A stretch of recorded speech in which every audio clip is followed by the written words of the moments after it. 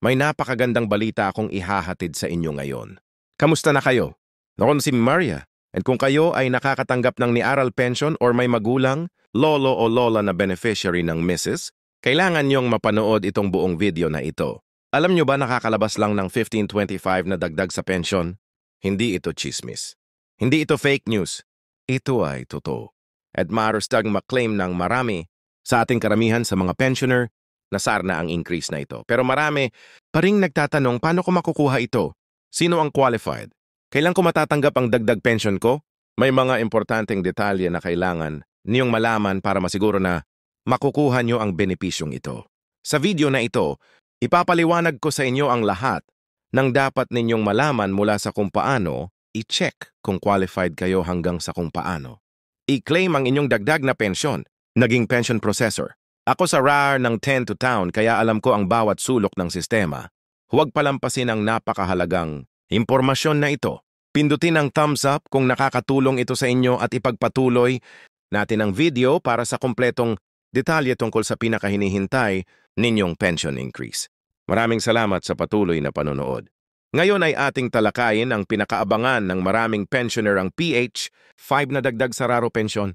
Hindi lang ito simpleng dagdag sa buwan ng pensyon, ito ay resulta ng matagal na pakikibaka, mga panukala at pagpupulong na naganap sa loob ng maraming taon. Yung napagintindi sa kasaysayan nito ay makakatulong sa atin upang mas mapahalagahan ang benepisyong ito at maintindihan kung bakit ito napakahalagang tagumpay para sa ating mga senior citizen. Simula nung duwat insam, nagkaroon na ng ilang panukala para itaas ang lateral pension dahil sa patuloy na pagtaas ng presyo ng mga bilihin, ngunit dahil sa iba't ibang kadahilan gaya ng pandemya at pagkakaroon ng limitasyon sa pondo ng SS. Ang pagtaas ng pensyon ay palaging napagpaliban, ngunit ngayong 20 sa wakas ay naaprubahan at naipatupad na ang hinihintay nating pension hike. Ito ayan, patunay ang gobyerno ay nakikinig sa mga pangangailangan ng ating mga senior citizen at pensioner. Ang one now fine na dagdag ay idadagdag sa buwan ng pensyon nyo. Halimbawa kung dati ay nakakatanggap kayo ng cut na libwat buwan, mungkaon na ito with 505 net. Malaking tulong ito lalo na sa panahon ngayon kung saan tumataas ang halaga ng mga pangunahing pangangailangan. Maaaring gamitin ang dagdag na halaga para sa mga gamot, pagkain o karagdagang gastusin sa bahay. Tek kung kaya kukwent natin ito ay katumbas ng source na dagdag sa inyong taon ng pensyon. Isang halaga na hindi biro at talagang makakatulong sa inyong pangaraw-araw na gastusin. Pero heto ang dapat ninyong malaman. Hindi lahat ng pensioner ay otomatikong makatatanggap ng 1 barbe na dagdag. May mga kondisyon at kwalifikasyon na inilabas. Ang era para matiyak kung sino, magandang araw mga ka-senior citizen. Ang karapat-dapat na tumanggap nito. Una sa lahat, dapat ay aktibong pensioner kayo sa ilalim nga. Ibig sabihin regular kayong nakakatanggap ng pensyon bago pa man inanunsyo ang dagdag na ito. Kung kayo ay nasa listahan ng i-suspended or terminated pensioners dahil sa hindi pagkumpleto ng Annual Confirmation of Pensioners, ACOP o iba pang dahilan, kailangang ayusin muna niyo ito bago kayo maging eligible para sa dagdag pensyon.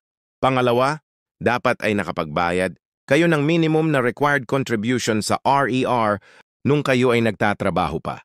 Ang eksaktong bilang ng kontribusyon ay depende sa uri ng pensyon na inyong tinatanggap kung retirement, disability o death pension.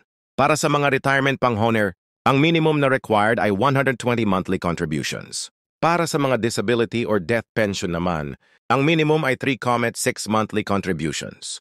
Kung hindi natutugunan ang mga kondisyong ito, maaaring hindi kayo maging kwalipikado para sa buong 1 bio na dagdag. Pangatlo, merong adjustment scale na ginagamit ang para kalkulahin kung magkano ang eksaktong dagdag na matatanggap ng bawat pensioner. Hindi lahat ay makatatanggap ng buong one site. Ang iba ay maaaring tumanggap ng mas mababa depende sa kanilang kontribusyon at uri ng pensyon. Ang adjustment scale ay nakabatay sa average, monthly salary credit delay ng pensioner, noong siya ay nagtatrabaho pa. At sa bilang ng taon ng serbisyo o kontribusyon sa aray, maraming nagtatanong kung kailan nila matatanggap ang dagdag na pensyon. Ayon sa opisyal na anunsyo ng SH, ang iyong pagpapatupad ng pension hike ay magsisimula ngayong Marso 2 at 25. Ang mga pensioner na nakakatanggap ng kanilang pensyon sa pamamagitan ng bank, account or year ay unang makatatanggap nito. Sa katunayan, marami na ang nakakatanggap nito simula kahapon. Kung kayo ay nakakatanggap ng pension through check, maaring mas matagal ng kaunti bago ninyo matanggap ang dagdag na halaga, posibleng sa Abril o Mayo pa. Para sa mga nagtatanong kung automatiko bang idadagdag ito sa kanilang pensyon, ang sagot ay hindi na kailangan pang mag-apply o magsumiti ng karagdagang dokumento para matanggap ang dagdag na pensyon. Ang ADA mismo ang mag-a-adjust ng inyong buwanang pensyon base sa kanilang records. Gayunpaman, para sa mga pensioner na naniniwala na hindi sila nakatanggap ng tamang halaga o walang natanggap na dagdag sa kanilang pensyon, maaari silang makipag-ugnayan sa pinakamalapit na RALA branch o tumawag sa Iowa hotline para mag-inquire. Ngayon gusto kong ibahagi sa inyo ang ilang mahahalagang tips para matiyak na natatanggap ninyo ang inyong pensyon ng walang problema. Una, siguraduhing updated ang inyong contact information sa RAYA. Kung nagpalit kayo ng address, telepono or email, i-update. New ito sa R para makatanggap kayo ng mga mahalagang anunso, notification. Maaari itong gawin online sa pamamagitan ng isara website. O mobile app naman ay pumunta sa pinakamalapit na RO branch. Pangalawa, siguraduhin kumpleto ang inyong Annual Confirmation of Pensioners, ACOP. Ito ay isang mahalagang proseso kung saan kinukumpirma ng SS na buhay pa ang pensioner at karapat-dapat pa rin siyang tumanggap ng pensyon. Kapag hindi na kumpleto ang ACOP, maaaring masuspend ang pensyon niyo. Dati ay kailangang personal na pumunta sa branch para sa ACOP. Pero dahil sa pandemya, nagkaroon ng pagbabago. Ngayon po is mass going ang ACOP sa pamamagitan ng video call o kaya naman ay sa pamamagitan ng home visit para sa mga may kapansanan o hindi makalabas ng bahay. Pangatlo, siguraduhing aktibo ang inyong bank account, kung saan diretso ang deposit ng inyong pensyon. Kung ang account ay inactive o kaya naman ay nagsara na, maaaring hindi makredit ang inyong pensyon. Kung nagpalit kayo ng bank account, siguraduhing i-update nyo ito sa RO para maiwasan ang problema sa pagkuha ng inyong pensyon. Pangapat, kung kayo ay nakakatanggap ng pension through check, siguraduhing alam ninyo ang schedule ng delivery nito. Maaaring magbago ang schedule depende sa postal service o courier na ginagamit ng NESRA sa inyong lugar. Kung hindi dumating ang check sa inaasahang petsa, makipag-ugnayan agad sa RAEL para matrace ito. May ilan din akong tips para sa mga bagong pensioner o kaya naman ay sa mga malapit ng mag-retire at magiging pensioner sa mga darating na buwan o taon. Una, siguraduhin kumpleto ang lahat ng requirements bago mag-apply para sa pensyon. Ang mga kailangang dokumento ay as aure, birth certificate, marriage certificate, kung applicable at proof ng kontribusyon sa RAYA. Kung kulang ang dokumento, maaaring maantala ang pagproseso ng inyong aplikasyon. Pangalawa, mag-apply ng maaga. Inire-recommenda ng SS na mag-apply para sa retirement, pension at least isang buwan bago ang inyong retirement. Dati para maiwasan ang pagkaantala sa pagtanggap ng unang pensyon. Para sa disability or death pension naman, dapat mag-apply sa loob ng isang taon mula nang mangyari ang kapansanan o pagkamatay para hindi mawala ang benepisyo. Pangatlo, kung may option, piliin ang bank account bilang paraan ng pagtanggap ng pensyon kaysa sa check.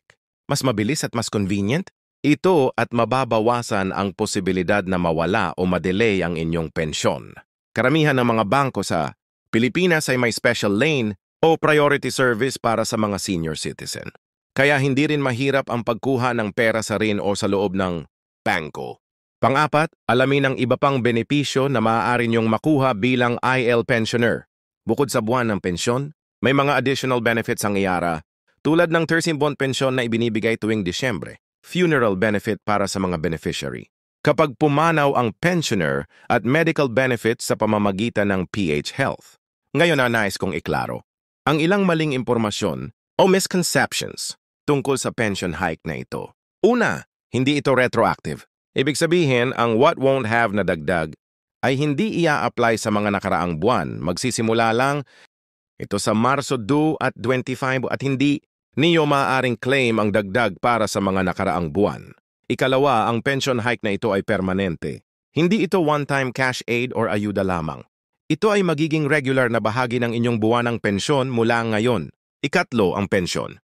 Hike na ito ay hindi nakakaapekto sa iba pang benepisyo na maaari ninyong matanggap mula sa ibang ahensya ng gobyerno tulad ng iisa, PhilHealth o SES. Ibig sabihin, kung kayo ay tumatanggap ng social pension mula sa ISA o kaya naman ay pensioner din ng GIS, patuloy pa rin yung matatanggap ang mga benepisyong iyon bukod pa sa raro pensyon ninyo.